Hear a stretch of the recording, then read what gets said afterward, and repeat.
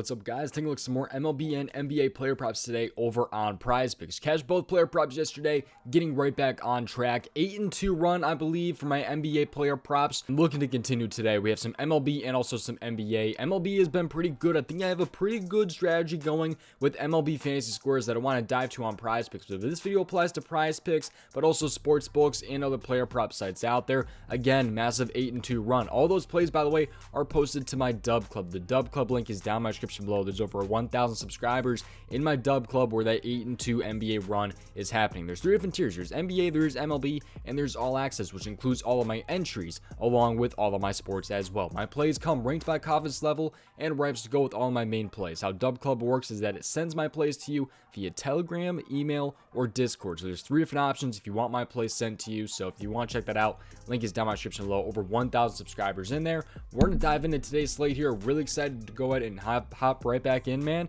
and hopefully go on a massive run in these YouTube videos as well, because we had a really good one going, slowed down for a little bit, and we're turning right back up, man. NBA playoffs has been killing it so far. I've been loving the playoffs so far, and of course I'm loving MLB season as well. Let's hop into today's slate. Make sure you play responsibly and at your own risk, and let's just pretty much just hop straight in. Make sure you subscribe to the channel. I really would appreciate it, all that different stuff. And if you want to join prizepicks and you have not already, you can use code DOMG on prizepicks and they will match your first deposit up to $100. The link to join prizepicks is down in my description below. It's available in most states and most of Canada, 18 years and older, 19 years and older actually. So if you want to join prizepicks, link is down there along with the Dub Club link. And let's hop in. We're going to go ahead and start off with an NBA first half category. This is another reason to join prizepicks, is because the NBA first half category is just the first half. You have like Jason Tatum at 14.5 first half points. I'm going to go over to the fantasy score actually, because I try to not to normally have like fantasy score props in these YouTube videos, because I know a lot of people who are on sports books watch these videos, but unfortunately sports books, guys, this one's not going to be for you. But I really do love this prop here. It's going to be Jason Tatum. I like Jason Tatum over 25.5 first half fantasy score. So Jason Tatum right there over his 25.5 first half fantasy score. You can see what he's kind of done recently. He's at 26.5 and 27.9 against Atlanta. If this gets up to 26.5, I do also like him up to 26.5 first half fantasy score, and I'm explaining why I like this prop here. So let's go ahead and dive in here. So you have this game that's going to be today. He's going to be on the road going to Atlanta. It's a 5-point spread with a 228 over under. So you're going to be on the road here going to Atlanta this time. So the other two games he's been at home, but he's been over this in both of those games with 26.5 and 27.9. He's over this in 8 of his last 10 games and 3 for 4 against Atlanta. Actually over this in 3 straight against Atlanta. You can see what he's done this season against them. Back in November here, he had only 24. That was on 18 minutes with only 7 points, by the way. Only 7 points in that game. He's had 18, 21, and 18 in the last couple games here, but he's over this in 3 straight games against them. That was all March or later, by the way. So these are all like really recent, like within like the last 2 months. So 29.7, 26.5, and 27.9. Again, I do like this up to 26.5. I think this one will get bumped to 26.5, but I do still like it there, like I said. But over this in 8 of his last 10. He's been over this against the Milwaukee Bucks. He's been over this against the Jazz. Some of the tougher teams as well he's been able to go over against. And now you're taking a slower paced team like the Boston Celtics and matching them up against a fast paced team like the Atlanta Hawks. A lot of good things happen. He's been going over in these games, like I said, like twice already against Atlanta. So 20 minutes, by the way, 19 minutes in these 2 playoff games with 21 and 18 points. He's been very, very good. And by the way, this is without any steals or blocks. No steals or blocks in both of these games right here. There is definitely some upside for him to get a steal or a block today as well. You can see what he's done recently when it comes to steals plus blocks. He's had a couple of games where he's gotten some steals and blocks, man, but the last 2 games he has not gotten a steal or a block in the first half, and he's still going over his fantasy score. So there's definitely some upside there. He did have no turnovers last game, but still, even if he has like 2 turnovers in this one, I think he should hopefully still cash his player prop. That's keeping my favorite right there. I might potentially play 2 units on that one, to be honest. That might be a 2-unit play for me by the end of the day. But how MLB is going to work here, we're going to transition into MLB here and talk about these. But I have 2 plays today, but they're both not main plays. They're actually both going to be half unit plays. They're going to be half unit plays. So if this makes sense, like if my normal entry size was about $50, so if I was going to put $50 on 2-pick power play, instead of just throwing that on one MLB player prop, what I'm doing is I'm playing Jason Tatum over his first half fantasy score and pairing that with my first MLB player prop for 25, and then the second MLB prop I'm pairing with Tatum again, but then also the MLB player prop. So I'm just splitting it up. So my normal entry amount was $10, for example. I just do $5 on each, if that makes sense. So I'm not telling you guys to do that, but that's just personally what I've done. Let's dive in though to the MLB, and we're gonna go over to the hitter fantasy score here. So again, Going with the fantasy score. I do like some of these players unders though, if you're on a sports book, and I'll explain those in a second here. But let's go ahead and hop over to hitter fantasy score. I'm gonna scroll down until we find Mr. Justin Turner, wherever he is at. We got to go ahead and look for him here. Justin Turner. I like Justin Turner under 6.5 hitter fantasy score. You can see what he has done recently here.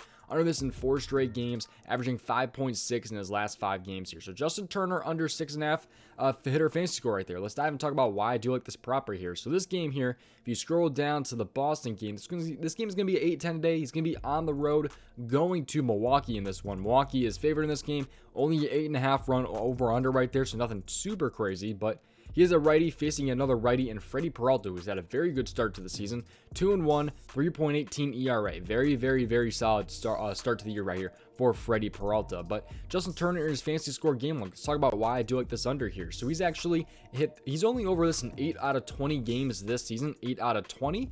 By the way, there is also pretty much no stolen base upside in this game. I mean, he's stolen a base in 4%.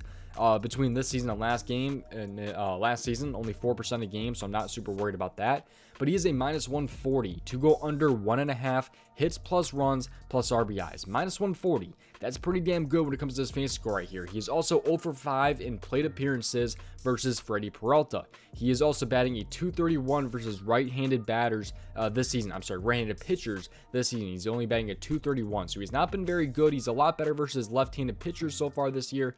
He's just been very, very good against those lefties. So I'm liking the spot for Justin Turner and his under fantasy score in this game right here. Coming off of 5 at-bats with only 1 hit last game, which was a single. So we can do that today as well. We just took also, by the way, yesterday, we took Chris Bryant under 7.5 hitter fantasy score. That was a pretty much no sweat cash. He only had 2 fantasy score. Looking to kind of do the same right here with Justin Turner for half a unit.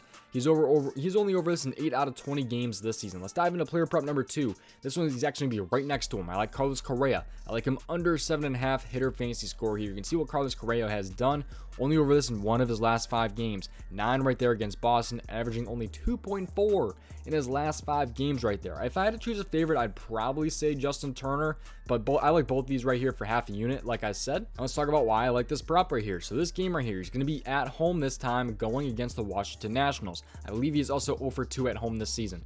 8 run over under, but Minnesota is massive favorites in this one, so not anything super crazy there. Even though it is a low total right there, Minnesota is pretty damn heavily favored. There's going to be some rain in this game, it looks like, as well, so keep that in mind. But Carlos Correa here is in his fantasy score. You can see what he's doing here.